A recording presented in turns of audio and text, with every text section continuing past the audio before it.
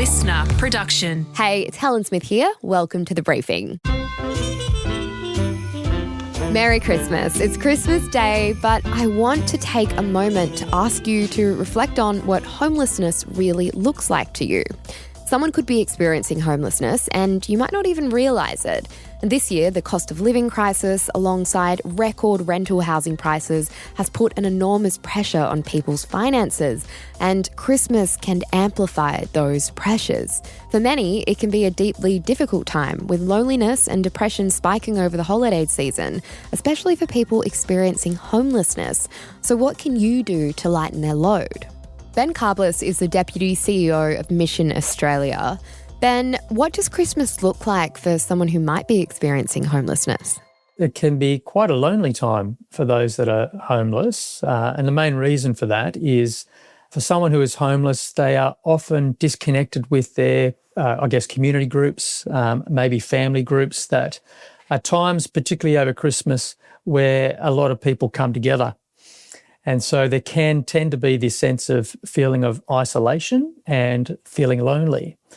There's also the other part of maybe parents with children feeling inadequate, where they're wanting to really care and provide for their children, maybe gifts. This is a time where people do spend lots of money. There's the lead up to Christmas, there's the event calendars, there's the Kris Kringles, all of those types of things. There can be that sense of detachment of that, because often parents are having to make decisions on what are we going to spend money on, and really wanting to care for their children.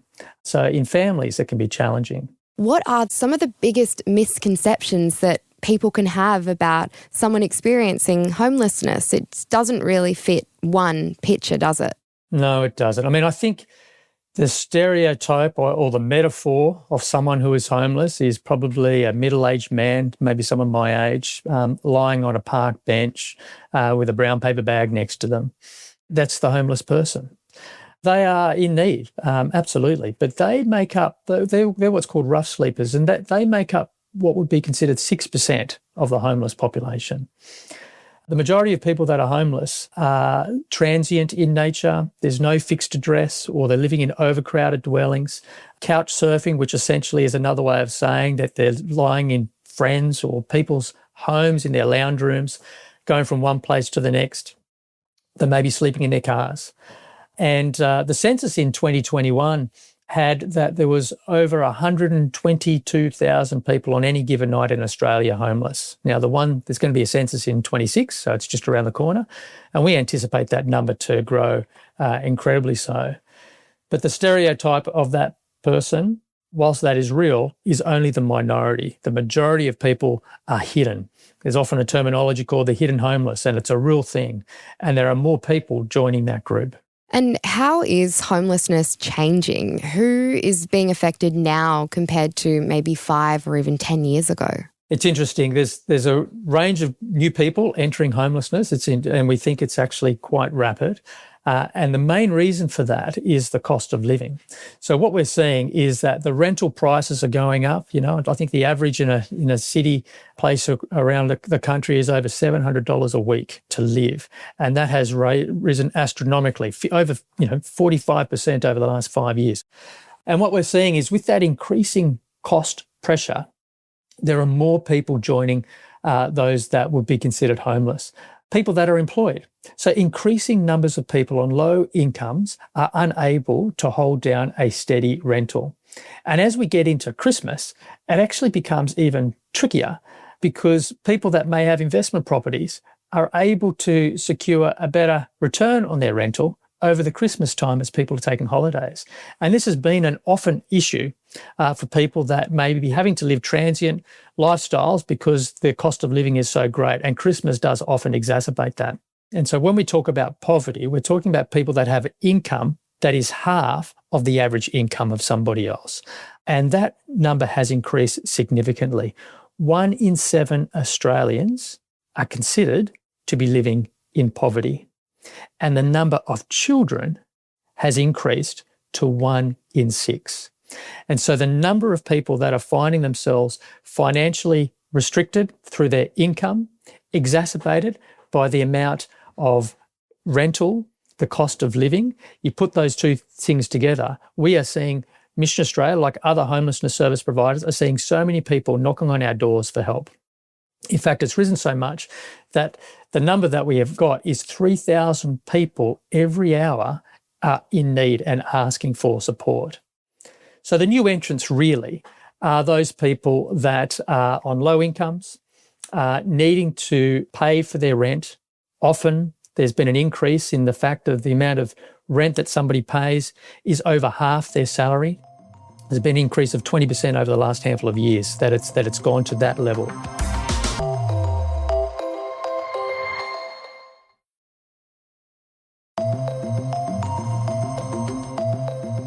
You mentioned before how important community is for people experiencing homelessness, especially when it comes to Christmas. How important are events and Christmas lunches that might be happening as we lead up to Christmas? Christmas time exacerbates lots of different things. I mean, we go and we come together with family. There's family that we get on really well with, maybe not so well with. There are different events that come on and it becomes quite expensive and crazy. But when you don't have that, you're not part of it, it becomes really challenging. The other thing that happens at Christmas time is often services are closed. Communal centres or day centres where people that may not have a stable home access regularly aren't necessarily open. Libraries aren't open, for instance. And so there really isn't these places to go. So events are really important. I mean, Mission Australia puts on an event called Christmas Lunch in the Park, and it's in Perth. Now, we've been running that for 50 years. It's our 50th year this year. And what that is we put on an event where, by wonderful philanthropic support and the support of the community, where we provide lunch for the homeless population. A beautiful lunch. I was there a couple of years and we were able to serve lobster. It was amazing. It was spectacular. And we're able to provide lots of different services at that particular event, whether it's hair cutting, washing of clothes. There's a range of different services that we can have, and it's a good referral support for other things.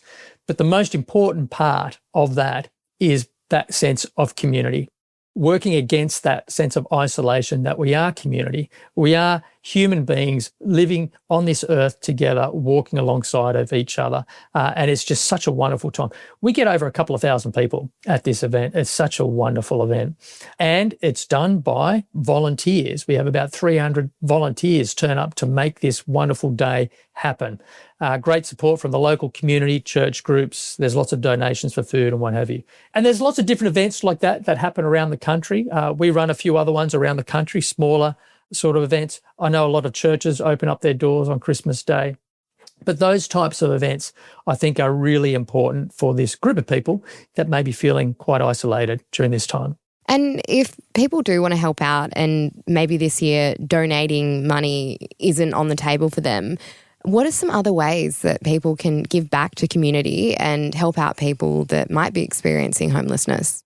Yeah, great question, Helen. I guess the first thing to recognise is that earlier point where homelessness is often hidden. We don't often know that the person that we're speaking to that's next to us in the shopping centre, or that we're sitting down to having a conversation, maybe someone who's a peripheral friend, they could actually be experiencing this homelessness. There could be something going on behind the eyes saying, I don't know what I'm going to do with my children this Christmas, or I don't know where I'm going to be on this Christmas day. So as a community member, it's about reaching out, going there with people, seeing where they're at, and creating that sense of community with them as we go through that time. I think that there's a level of being a citizen in this country to support our fellow person that is walking alongside us. So just be conscious that you don't know where people are at. When you look at those numbers of people that are in poverty, the amount of people that are doing it tough, there is someone right next to us that is experiencing that, and you may or may not know that. In fact, a lot of the listeners are probably experiencing this right now, and we are speaking right to them in their particular situation. And if that's the case, make it known. It's a tricky one to do, but make it known so people can be coming around you. But there are ways that you can donate. There are ways that you can volunteer. There are different church community groups that will be opening their doors around Christmas Day. There'll be other community groups doing those sorts of things. Get involved. Mission Australia runs a range of different events. You can have a look at Mission Australia's website. There's lots of different options to be able to select where you can donate or volunteer or give of your time in different ways. It's a great conversation to be having, Helen, because it is a time where people really do feel extreme emotions over this Christmas period. Ben, thank you so much for joining us on The Briefing. Thank you so much, Helen. It's been great to be here. That was Ben Kharblas, Deputy CEO of Mission Australia, speaking with me there. Thanks for listening to this episode of The Briefing. Everyone here on The Briefing team wishes you a Merry Christmas and Happy New Year. But before you go, though, we'd love it if you could subscribe or follow wherever you're listening from. It's a really easy way you can support everything we do here on The Briefing. And you can check us out on Instagram at The Briefing Podcast. I'm Helen Smith. See you next time.